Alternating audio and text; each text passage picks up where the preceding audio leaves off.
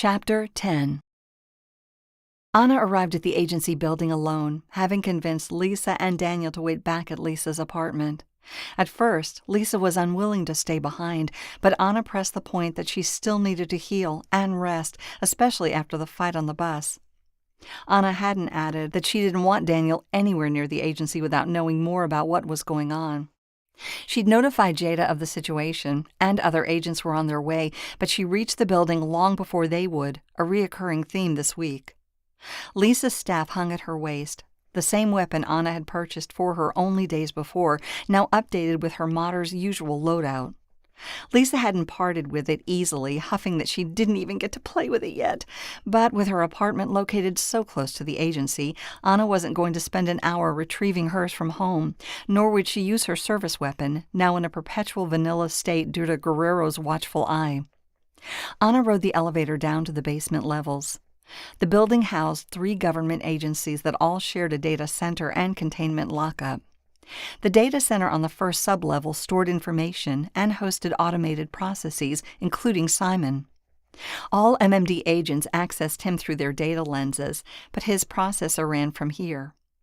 The containment lockup on the second sublevel was where the agents could hold the criminals who required special handling. The nature of the work performed in this building meant dealing with culprits both more dangerous and capable than law enforcement usually encountered.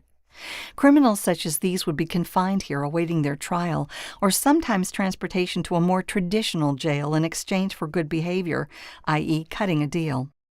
Like the rest of the building, high-grade security protected both basement levels, preventing MMD structural tampering by anyone without the highest clearance levels. Not even Anna could manipulate the walls and floors here. Though she intended to investigate the data center, Anna elected to stop by the containment lockup first. She had to find someone who could give her answers, and didn't expect anyone to be up on the office levels this late at night. The containment lockup, however, required a guard to be on duty any time a suspect was held in custody, and Adriana Rivera was presently awaiting for her court date. The agency's failed sting hadn't done her any favors. As the elevator landed on the second sublevel, Anna attempted to connect to the local network.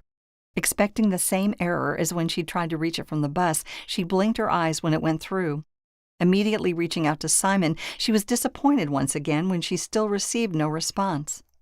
Shaking her head in frustration, she requested the data on Ben Jacobs, but the file returned empty. The network was up, but the actual data itself was off limits. Playing a hunch, she selected containment lockup data and had more success. A detailed map appeared, overlaid with live information. Rivera's name hovered over Cell B, and another tag identified a security guard named Blair at the facility's entrance. Stepping through the doorway, Anna found Blair in the flesh, sitting behind a transparent barrier. Anna remembered the man, having met him a few times as he'd escorted suspects to interrogations. Mild surprise registered on his face as he rose to greet her. "Agent Flynn, a strange time for a visit. Are you here to talk to Rivera again?" His conversational tone told Anna he wasn't aware of anything amiss. She shook her head. "No, there's something going on with the building's network, and I wanted to see if you were affected down here. I tried to contact you earlier, but no one answered." He frowned, placing his hands on his hips. "You called? What do you mean something's going on with the network?" "See for yourself. Try to access Simon." She waited as he did so and watched his face turn to puzzlement. "I can't. What's going on?" "That's what I'm here to find out. I thought you might have answers being on location, but I guess not." "No, it's been quiet here all night. I had no idea the network was out." She heard a note of worry in his voice. He was probably concerned he'd get written up for something happening on his watch. She did her best to reassure him. "There's nothing wrong with containment lockup, and the network looks totally fine, unless you try to access something specific. This isn't your fault, but we need to check it out." He backed away from the barrier. "I can't. I have to stay here. Leaving my post with a person in custody?" "No, I know. I'll go. I have backup on the way." She initiated a call to Jada, but an error appeared. She eyed Blair. "Something's jamming our comms." "Really?" She nodded. I just tried to contact Director Davis and was blocked. We're on our own, at least for the moment, so be careful. I don't think Rivera is the target, but we can't be certain. I will.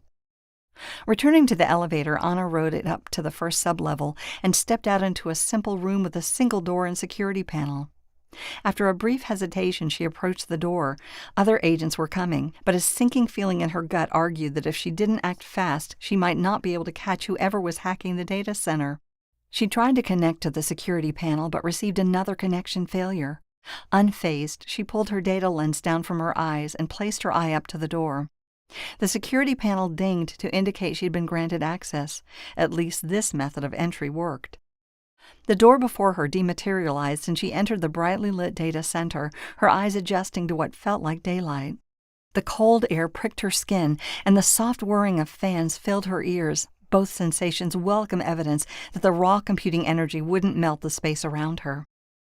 The sterile white room was the first of many, each filled with processor arrays and storage units. Anna crept forward, keeping a watchful eye, ready to react if she encountered anyone who shouldn't be here. When she reached the far end of the room, she slowed to listen through the open doorway. Hearing nothing but the constant buzz of fans, she took a slow step out into the hallway, glanced around, then headed left. Doorways and lights lined the walls on either side of her. She approached the openings with caution, finding the rooms empty save for data storage and processing equipment. When she'd inspected them all, she returned to her starting point and began moving in the other direction. 3/4 of the way down this side of the hallway, she finally heard voices rise above the noisy fans. Instinctively, she tensed into a crouch, suspecting these weren't agency data techs. She was right. One voice belonged to Naomi White, or, as she now knew, Jennifer Zhao. Anna's muscles tightened, and she pulled Lisa's weapon from her waist, holding it in a tight grip as she strained to make out the words. A second voice she didn't recognize spoke with a palpable sense of relief. "That's it." "Okay, good. You took longer than I hoped, but at least it's done. Lock it up, and let's get out of here." Anna steadied herself. Facing two opponents at once promised to be difficult. She wondered how long it would be until the other agents would arrive. She engaged her concealment mod, crept forward, and peered into the room. The two women stood before one of the data storage units, backs turned to the doorway. Zhao held a sword, certainly a weaponized MMD, loosely by her side, while the woman next to her tapped on a portable keyboard. They wore desert fatigues wildly out of place against the stark white of the server room, but contributing to a consistent theme with the sword, the favored weapon of the military. The pair bore all the signs of a paramilitary organization, proof that a better way did indeed have a militia. Glancing up, Anna saw a round gap in the ceiling with a ladder descending from it. She assumed this was their entry point and that they planned to exit the same way. She couldn't be sure, but suspected the hole led to open air rather than the first floor of the agency building. The basement levels were wider than the ground floor, but she could only guess where they were now due to the tangled mess her sense of location had become. The fact that Zhao and the woman had hacked the structure of the data center concerned Anna. They shouldn't be able to manipulate any of the walls or ceilings. "Done." Zhao's companion snapped her keyboard shut. "I'll follow you out." They turned toward their makeshift exit. Anna had to act soon or risk losing them. She darted into the room, deploying her staff and gesturing at the ladder. It emitted a screech and dissolved into a lump of metal on the floor. She lunged for Zhao, still cloaked by the invisibility mod, but Zhao reacted with surprising speed, whirling around and catching Anna's staff with her sword. Their faces were inches apart, and Anna knew her mod was useless at this range. Zhao's lips curved into an affable smile.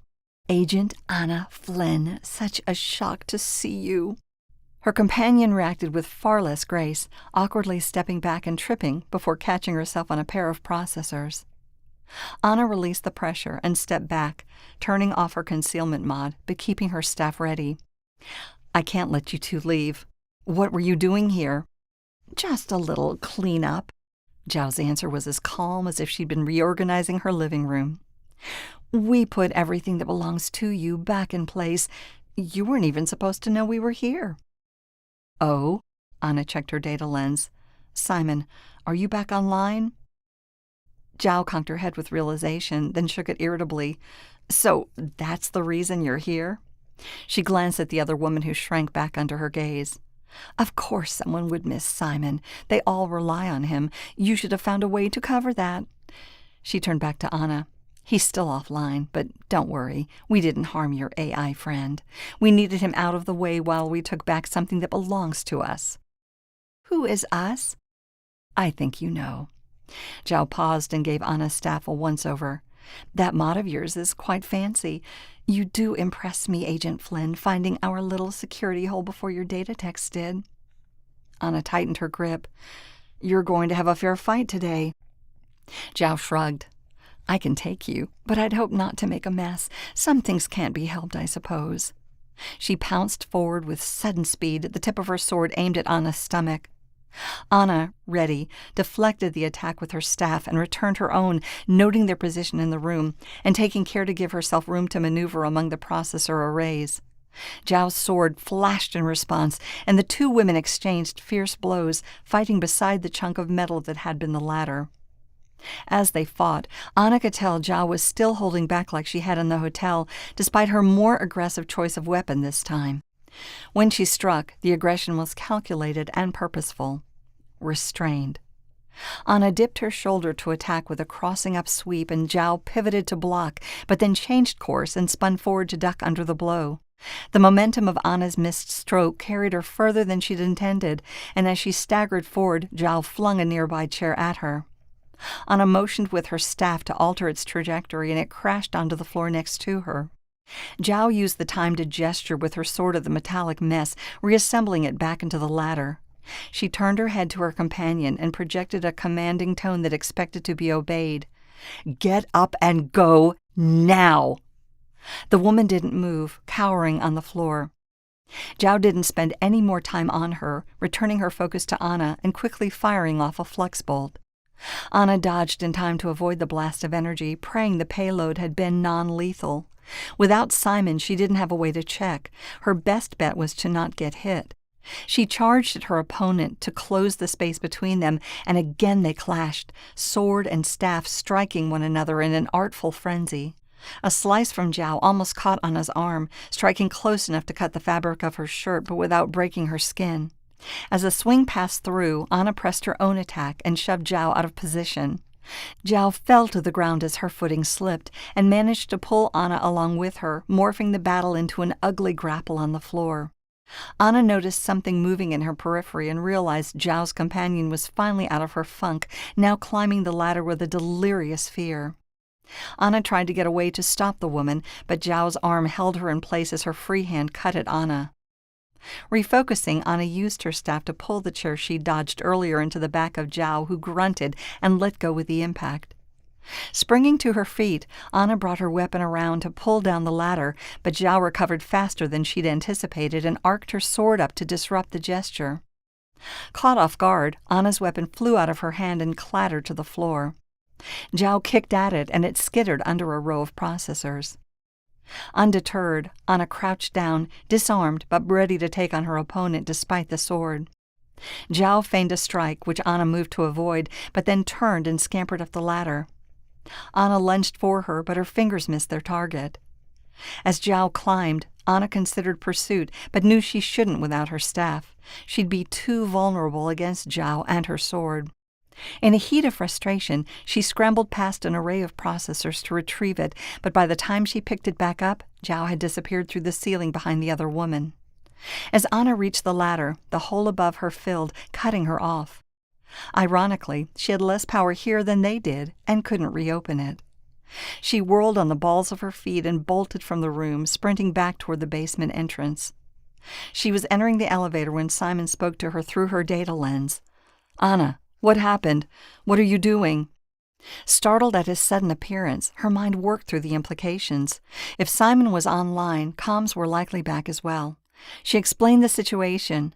Zhao broke into the data center and took our systems offline, including you. She and another woman escaped through a hole to the ground level, so I'm going up to pursue them. Other agents should be inbound now. I need you to bring them up to speed. Of course, Anna. A pause. Agents Ward and Foster will be here in the next 3 minutes. As for the intruders, I have detected the ladder on the south side of the building. No cameras cover that area. Naturally. The elevator halted at the ground floor, and she rushed out, passing through a glass doorway that vanished to allow her through into the night. No midnight strollers were out this evening, either due to the hour or the cold temperature.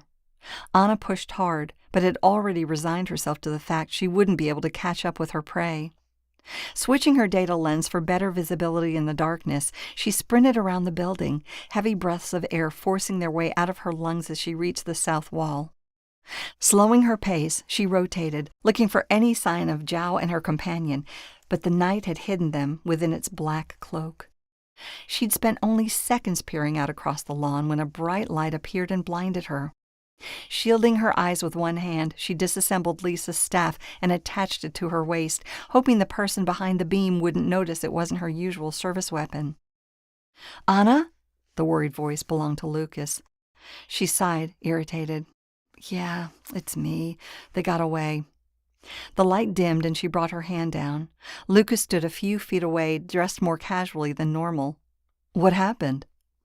Anna recounted the encounter with Zhao, starting with the realization on the bus that Simon had gone offline. Nikki Foster, another MMD agent, joined them midway through the account, surveying the area with a disappointed frown. She crossed her arms as Anna finished. "What were they after?"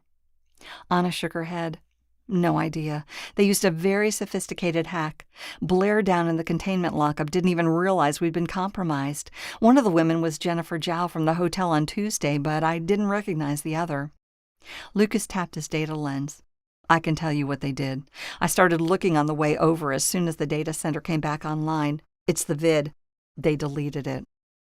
Nikki glanced at him, confused. "What vid?" Anna thrust out her palms, warning Lucas to be cautious. "We shouldn't discuss this out in the open." But a quick gesture to her own data lens revealed he was right. The vid they'd taken from Ben's tablet was gone from the data center. She had begun checking the agency archives for backups when Simon echoed Nikki's question, proving how thorough the removal had been. "What vid, Lucas?" Daniel entered his home to find Jason asleep. He hadn't realized how late it had gotten, but the night's events distorted the passage of time.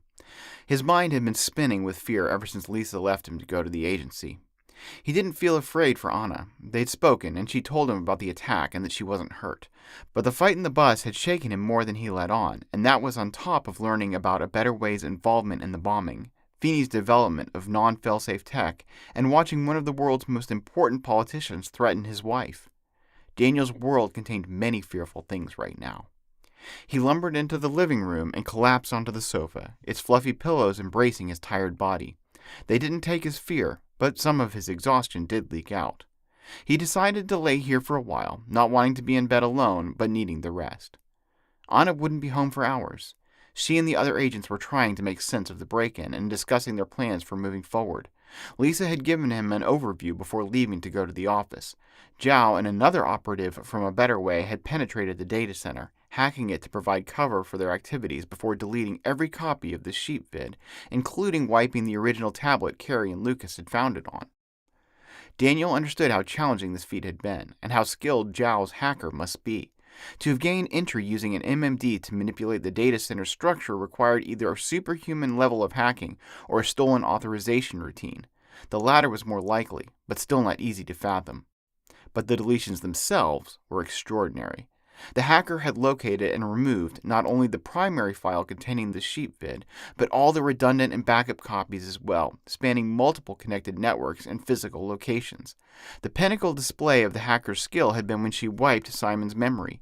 The AI didn't even know what vid they were talking about.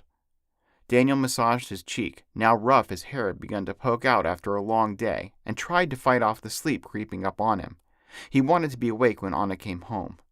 Noting it was after midnight, he pulled himself up straight and tried to stave off his drowsiness by working through the questions prompted by the data center attack. Why had A Better Way put so much effort into deleting the vid? The question had a straightforward answer. They had to destroy the evidence of their guilt. While A Better Way didn't take direct credit for Ben's actions in the recording, any competent prosecutor could make the case against them based on Renault's insinuations. But this didn't tell the whole story.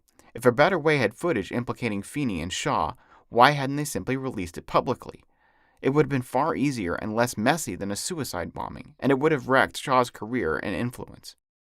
Maybe they would release it in the next few days. Time would tell, but Daniel wasn't betting on it. If they didn't want people to see something on the recording, that would be a better explanation, but he couldn't fathom what that might be. Perhaps Anna and the other agents would figure it out.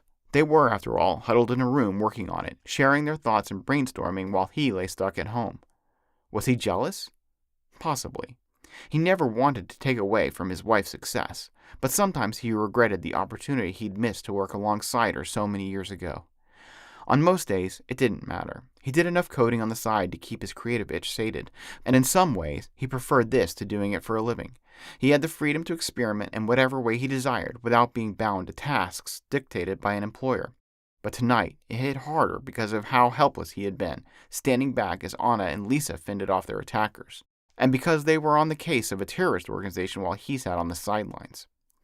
Anna and Lisa planned to travel to El Paso over the weekend to establish a link between Ben Jacobs in a better way. He and Jason would stay behind, waiting, once again watching from afar. But maybe it didn't have to be that way. Maybe he could do something else. Marcus had invited him to the meetup on Saturday, and even if he had to go without Anna, he could see these terrorists up close and maybe glean something to help Anna's investigation. His eyelids began to fall. Maybe knowing them better would... He pried them open again, trying to focus on the time display on his data lens. Maybe. He awoke to Anna pressing into him, kissing his brow as she hovered over his body. He opened his eyes with a smile and welcomed her lips, moving his hand to her back and pulling her down onto him. She readjusted to whisper into his ear, her voice husky and sensual. "Hey there. Miss me?" He grinned. "I sure did. I tried to stay awake, but you took a long time. I'm surprised you aren't wiped out after everything that happened." She moved back to kiss him, first on the cheek, then on the mouth, and then placed her hand behind his head. "I wasted enough energy on fighters and bureaucrats. Now I come home to find you dressed up and that sexy stubble on your face. It's your turn." Daniel found he had energy too.